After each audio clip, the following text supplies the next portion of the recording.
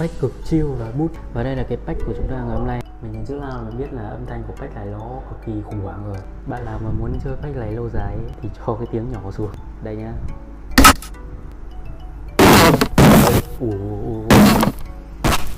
Trong clip nó đã như thế rồi. Nếu các bạn chơi thật ấy, thì các bạn sẽ bị điếc. Nhìn chung ấy thì pack này hình như là có mỗi cái sao pack. Để xem item của pack này là block, default. Vậy đây là một pack bình thường các bạn ạ. Có thêm sao overplay thôi. Ủa 5% nó vẫn là quá to các bạn. Ủa 1% nó vẫn khủng khiếp lắm các bạn ạ. 0% sao ta. Shi bà. Ui trời ơi, cái tai của tôi đã lúc phải quên với cái sao pack này rồi.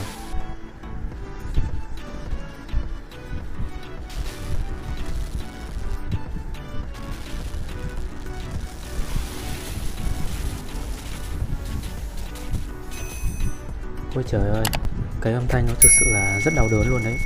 Bị fan lừa, trời ơi không tin được.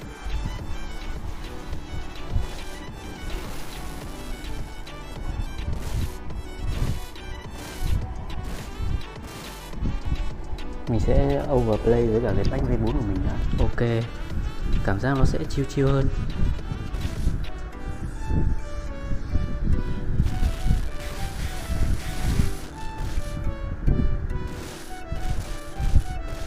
Ok.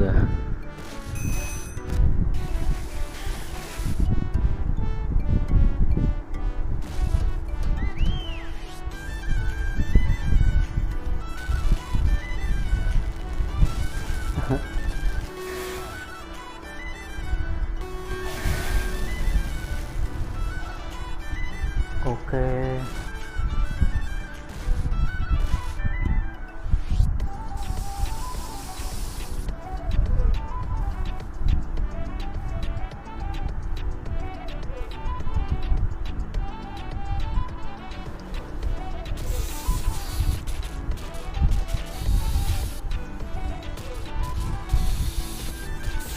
Thôi kìa, còn 4 máu. Chết không?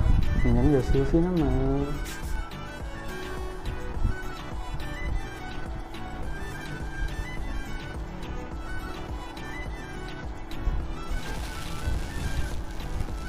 Easy clutch. Ok, GG.